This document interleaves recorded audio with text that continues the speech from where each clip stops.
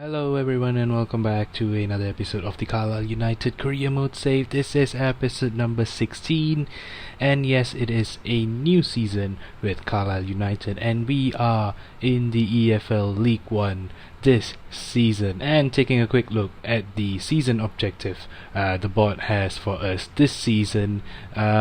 In terms of youth development, we have completed the short-term youth team development, but in terms of the long-term ones, within 2 seasons grow 5 youth academy players by at least 10 overall points, and as soon as they have fully grown, we should play them in 10 matches either as subs or to start the game off. And I'm not entirely sure we could do that, as we know that we only had a couple of players coming through the academy from last season who actually started quite well early on, so let's hope we can complete that one. And in terms of brand exposure, they want us to sign a crucial first team player for the forward position, so it doesn't matter left wing, right wing or striker. And in terms of domestic stuff, we should be able to keep ourselves in a mid-table spot and also get to the round of 32 for the FA Cup. But what pissed me off at the end of it was the financial bit, where as if it wasn't hard enough for us to get £8.8 million in League 2, they want us to get £17.6 million profit for this season to end this season. And I'm gonna be honest, I'm not gonna be too nice this season as I was last season, because we really do lack quality players in our squad, as a lot of our players were on loan on Carlisle last season, and we need all the help we can get. And with the budget alterations, we do have about £5 million, and we'll see what we can work with it. But really, I don't think we can achieve the whole financial bit of the board expectations. And taking a quick look at the youth squad coming from last season, we do have a few players that we look to promote for this season, which would be Brendan Clark and Dylan Shaw, who are both centre forwards. And then we have Oliver Murphy, who is a goalkeeper, and also Tyler Mason, who is a left wing, and hopefully we can give them enough time to grow in the squad. And I do think that they will get enough minutes this season, as we do have a limited number of players. As you can see, there's only about 28 players in the squad at the moment, and there's still Lewis Gibson to leave us soon. So not world beaters, not superstar players in the making, but just nice and just enough for us to hopefully hold on to a mid-table position, or just not to get relegated at the end of the season.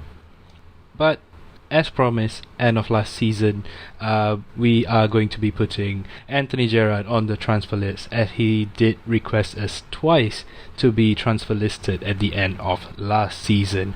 And I'll also be putting Morgan Kelly, one of our youth team products, on loan. Hopefully he can get a few minutes outside elsewhere. And I've also decided to put Dylan Shaw, one of the new centre forwards that we have promoted from the youth team setup, put him on the loan list as well, as he is only 16 years old and his overall is 53 at the moment. It's not an overall that we can depend on at the moment for backup games, or even to come on as a substitute. So we put him on the loan list, and that would also allow us to bring a proper new striker for the team. And at the start of the season, of course, you have to set up your training for the new season, and we're just going to focus on the youth players development to try and give them more of an opportunity to grow as we go through with the season. And in terms of transfer news, in terms of transfer window activities, this guy, I have been keeping an eye on this guy for some time now, and I was hoping and really hoping that we could bring him on to our club. And I did try to talk Chelsea into taking Gerrard over there. They did want a centre back, but definitely not someone with the stature of Anthony Gerrard, probably looking for higher overall, as they are in the Premier League. So I had to go with the transfer fee option, and to my surprise, they did accept the 1 million transfer bid and probably should have gone for a valuation bid as he was on his final year of the contract. So £275,000 loss there, but at the end of the day we get to sign Billy Gilmore, which is fine with me. An extra £275,000 is not too bad. But in terms of the negotiation process, it wasn't too smooth with the agent, as I thought, we can settle him on with the sporadic squad role, but they weren't up for it. And also in terms of contract length, I was thinking of giving him a 5-year contract length, but the agent was just trying to go for 2, so we settled with a 3-year contract instead. And in terms of the wages, it was quite high. He would be one of the higher paid players if we do give him the money that they kept asking on. But at the end of the day, we give them about £5,000 a week and also a £100,000 sign-on bonus, and we do sign Billy Gilmore for £1 million.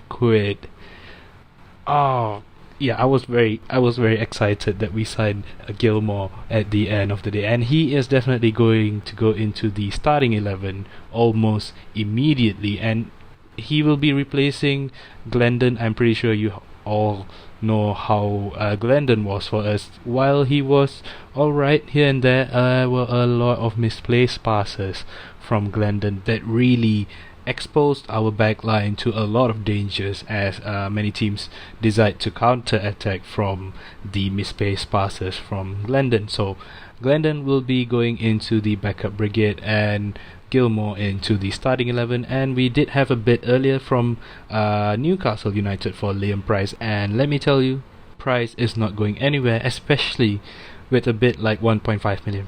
Please, he's one of the first players that will potentially reach 70 overall in our team, and £1.5 million is definitely not gonna cut the deal.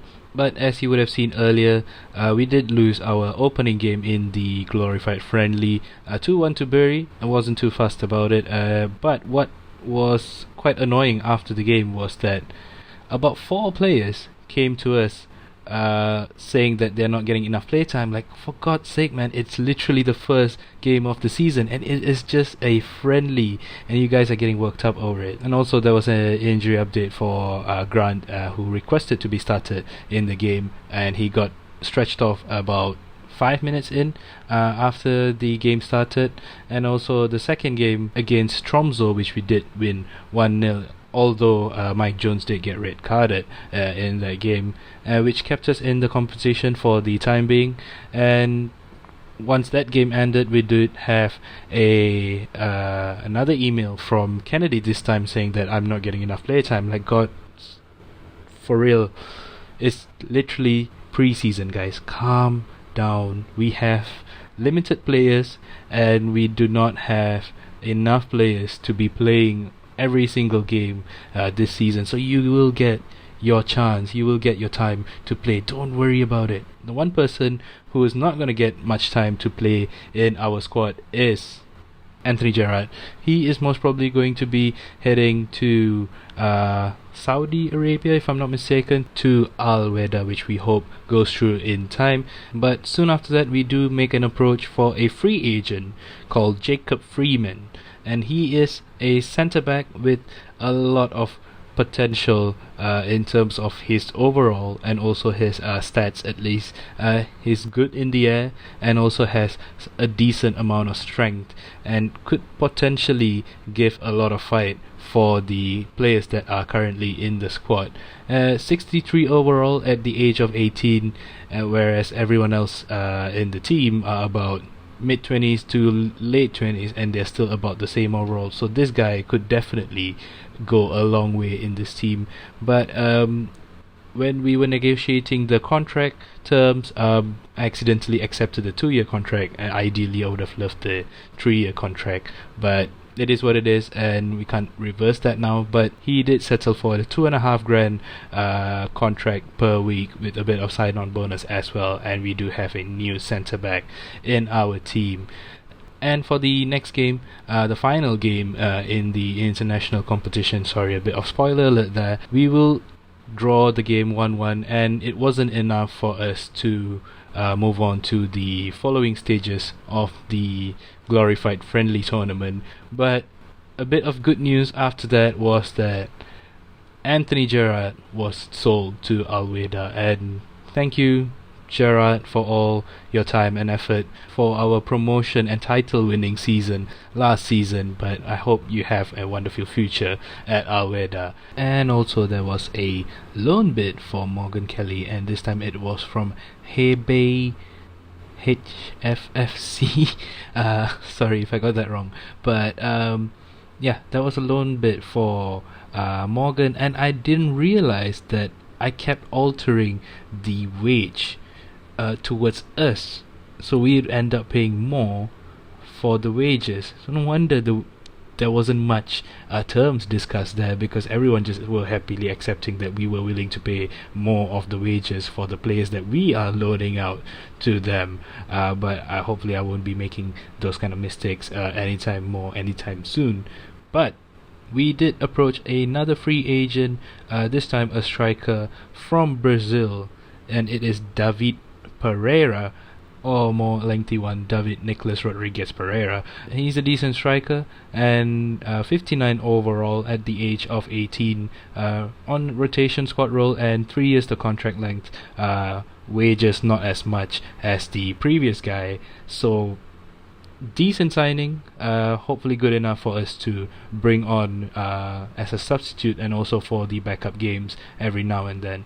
And I did say that we need to sign a crucial first team forward, which I think we will be signing for the right wing instead, as we do know that we have Ethan Davis on the right wing, but we do need someone who has a bit more experience and a bit higher overall to start the games for us. And shortly after that, we did have a bid coming in for Granger, our former captain from Shanghai Shenhua, and we weren't too keen on selling him, but we do need the cash, and hopefully we can pick up another left back on the Youth Scout soon enough. And at the end of the day, we did sell on Danny Granger to Shanghai for £190,000. All that is left is for Granger to accept the terms with Shanghai, and then he could move on to China from then onwards. But for the final Youth Scout from Morgan Richardson, following from last season, we did have a couple of players, and we rejected one guy and we accepted another guy, George Baker, another goalkeeper with a lot lesser of overall, but hopefully he comes good for the future sort of setup, at least for League One. But to end the episode, we did send out our scouts once again. Morgan Richardson, the 3-star scout, we will be sending back to England, and I decided to hire a new scout, and it was another English scout, Jordan Bennett. 4-star experience, 5-star judgment, £2 million for the scouting network, and we did have the budget for it this time around, and we decided to send Jordan Bennett on his way to South Korea. I know we sent a scout earlier on last season to South Korea and it didn't work out too well for us, but it was a one-star scout, so totally different circumstances there, and we are sending him there for 6 months, so maybe we could change things up later on in the season. And the last scout, Oscar Hughes, 3-star, 2-star scout, and we'll be sending him to Australia for 6 months as well. And that is that for today's episode, guys. I hope you guys enjoyed the episode, and if you did enjoy, please do drop a like and consider subscribing to the channel. I hope you guys have a wonderful day, and I'll see you guys on the next one, where we do take on Portsmouth for the start of a new season. Bye.